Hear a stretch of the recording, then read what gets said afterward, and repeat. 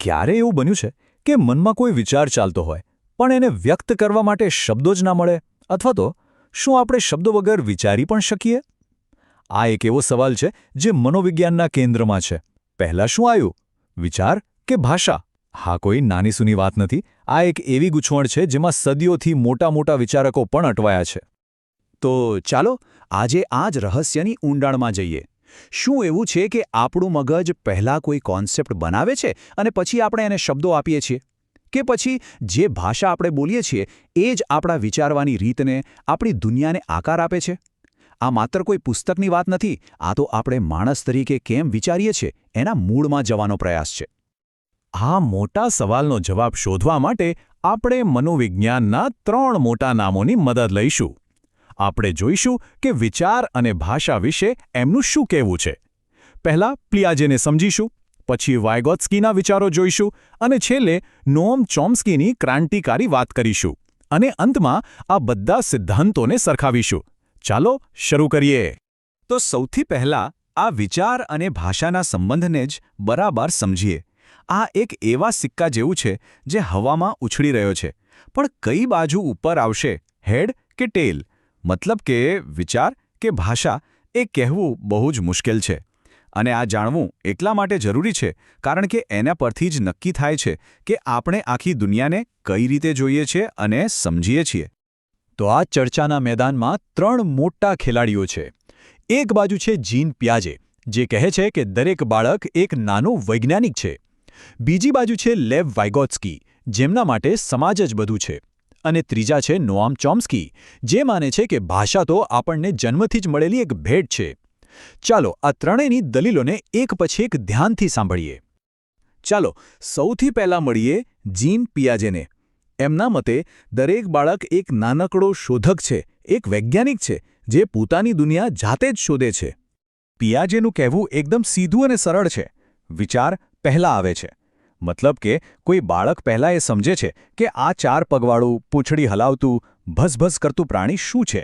એના મગજમાં એનો કોન્સેપ્ટ બને છે અને પછી જ એ શીખે છે કે આને કૂતરું કહેવાય. એટલે કે વિચાર રસ્તો બતાવે છે અને ભાષા એ રસ્તા પર પાછળ ચાલે છે. તો પિયાજે માટે બાળકો ક્લાસરૂમમાં બેસીને નથી શીખતા, એ તો નાના વૈજ્ઞાનિકો છે. એ પોતાની આસપાસની દુનિયા સાથે રમે છે, વસ્તુઓને પકડે છે, મોંમાં નાખે છે, ફેંકે છે અને આ બધું કરીને જ એક જ્ઞાન બનાવે છે. આ જે સમજ એણે જાતે બનાવી છે, ભાષા તો ખાલી એ સમજ પર એક લેબલ લગાવવાનું કામ કરે છે, બસ. તમે ક્યારેય કોઈ નાના બાળકને રમતા રમતા પોતાની જ સાથે વાતો કરતા જોયું છે? જેમ કે, હવે આ ગાડી અહીંયા પાર્ક કરીશ. ના, અહીંયા. પિયાજે આને અહમ કેન્દ્રી વાણી કહેતા. એમના મતે આ એક નિશાની છે કે બાળક હજી પોતાનામાં જ મગ્ન છે. એ એવું વિચારી જ નથી શકતું કે સામેવાળો શું વિચારતો હશે. જેમ જેમ બાળક મોટું અને સામાજિક બને છે, આ આદત ધીમે ધીમે જતી રહે છે. હવે વાર્તામાં એક નવો વળાંક આવે છે.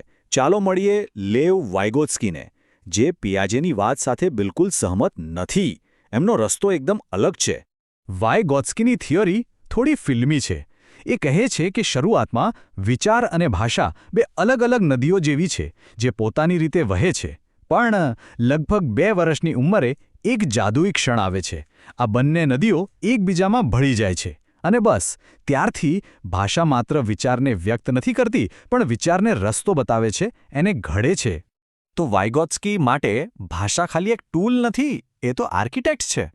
આપણે લોકો સાથે વાત કરીએ છીએ, એમની પાસેથી શબ્દો શીખીએ છીએ અને એ જ શબ્દો આપણા મગજમાં મોટા મોટા વિચારોની ઇમારત ઊભી કરે છે. સામાજિક વાતચીત વગર ઉચ્ચ સ્તરનું વિચારવું શક્ય જ નથી. યાદ છે પેલો બાળક જે પોતાને સાથે બબડતું હતું? પિયાજેએ શું કહ્યું હતું? કે એ અપરિપક્વ છે. પણ વાયગોત્સ્કી કહે છે, ના, એ તો એનું સુપરપાવર છે. એ આને ખાનગી વાણી કહે છે. એમના મતે બાળક જ્યારે કોઈ મુશ્કેલ કામ કરતું હોય ત્યારે એ પોતાની જાતને જ સૂચનાઓ આપે છે, પ્લાનિંગ કરે છે. આ તો જાણે એનું પોતાનું પર્સનલ ગાઈડ છે. તો જુઓ, એક જ વસ્તુ, બાળકનું પોતાની જાત સાથે વાટ કરવું અને 2 તદ્દન અલગ અર્થઘટન. પિયાજે માટે આ એક એવી આદત છે જેમાંથી બહાર આવવાની જરૂર છે. એ વિકાસની નિશાની નથી. પણ વાયગોત્સ્કી માટે આ તો વિકાસનું સૌથી શક્તિશાળી સાધન છે. એ કહે છે કે આ જ ખાનગી વાણી મોટા થઈને આપણા મનમાં ચાલતો આંતરિક સંવાદ બની જાય છે. પિયાજે અને વાઇગોટ્સ્કીની આ ચર્ચા ચાલી જ રહી હતી ત્યાં એક ત્રીજા વિચારકની એન્ટ્રી થઈ, જેણે આખી ગેમ જ પલટી નાખી. ભાષાશાસ્ત્રી નોમ ચોમ્સ્કી. એમણે કહ્યું, તમે બધા 12 જવાબ શોધી રહ્યા છો, પણ અસલી જવાબ તો અંદર છે. ચોમ્સ્કીનો આઈડિયા ખરેખર ક્રાંતિકારી હતો. એમનું કહેવું છે કે આપણું મગજ કોઈ કોરી સ્લેટ નથી. દરેક માણસના મગજમાં જન્મથી જ એક ખાસ ડિવાઇસ ફિટ કરેલું હોય છે, જેને એમણે નામ આપ્યું લેંગ્વેજ એક્વિઝિશન ડિવાઇસ, LAD. સમજો કે એક સોફ્ટવેર છે જે પહેલેથી જ આપણા મગજમાં ઇન્સ્ટોલ થયેલું આવે છે. તો આ સોફ્ટવેર કામ કઈ રીતે કરે છે? ચોમ્સ્કી કહે છે કે દુનિયામાં ભલે હજારો અલગ અલગ ભાષાઓ હોય, ગુજરાતી, હિન્દી, અંગ્રેજી, પણ એ બધાના મૂળમાં એક યુનિવર્સલ ગ્રામર એટલે કે સાર્વત્રિક વ્યાકરણ છે. આપણું મગજ આ સાર્વત્રિક નિયમોને સમજવા માટે જ બનેલું છે. આ જ કારણ છે કે બાળકો આટલી જલ્દી અને સરળતાથી કોઈપણ ભાષા શીખી લે છે. ચોમ્સ્કીએ એ સમયની નકલ કરીને શીખવાની થિયરીને જડમૂળથી હચમચાવી દીધી. એમણે એક સીધો સવાલ પૂછ્યો, જો બાળકો માત્ર સાંભળીને નકલ જ કરતા હોય તો પછી એવા નવા વાક્યો કઈ રીતે બનાવે છે જે એમણે ક્યારેય કોઈની પાસે સાંભળ્યા જ નથી? આનો મતલબ સાફ છે, ભાષા એ પોપટની જેમ ગોખણપટ્ટી નથી, એ તો મગજની એક ક્રિએટિવિટી છે, એક સર્જન શક્તિ છે. તો આપણે 3 અલગ અલગ દૃષ્ટિકોણ જોયા. હવે સમય છે કે આ ત્રણેયને સાથે રાખીને જોઈએ કે કોણ ક્યાં ઊભું છે. ચાલો આ ટેબલ પર એક નજર કરીએ. મુખ્ય વિચારની વાત કરીએ તો પિયાજે માટે બૌદ્ધાત્મક વિકાસ મુખ્ય છે, વાઇગોટ્સ્કી માટે સામાજિક આંતરક્રિયા અને ચોમ્સ્કી માટે જન્મજાત ક્ષમતા. વિચાર અને ભાષાના સંબંધમાં પિયાજે કહે છે વિચાર ભાષાને નક્કી કરે છે. વાઇગોટ્સ્કી કહે છે કે બંને એકબીજા પર આધાર રાખે છે, જ્યારે ચોમ્સ્કી માને છે કે ભાષાની ક્ષમતા વિચારથી અલગ અને સ્વતંત્ર છે. આમ દરેકનો દૃષ્ટિકોણ એકદમ અલગ છે. જો આ આખી ચર્ચાનો સાર કાઢવો હોય તો એ આ 3 લાઇનમાં છે. પિયાજેના મતે બોલવા માટે પહેલાં વિચારવું પડે છે. વાઇગોટ્સ્કીના મતે ઊંડાણપૂર્વક વિચારવા માટે બોલવું કે ભાષાનો ઉપયોગ કરવો પડે છે. અને ચોમ્સ્કીના મતે આપણે બોલવા માટે જ જન્મ્યા છીએ. એકદમ સરળ અને સ્પષ્ટ. તો અંતે સવાલ એ જ છે, આપણે બોલતા શીખીએ છીએ કઈ રીતે? શું આ બધો ખેલ આપણા મગજનો છે કે પછી આપણી આસપાસના સમાજનો છે કે પછી બધું આપણા જીન્સમાં પહેલેથી જ લખેલું છે? કદાચ સાચો જવાબ આમાંથી કોઈ એક નથી.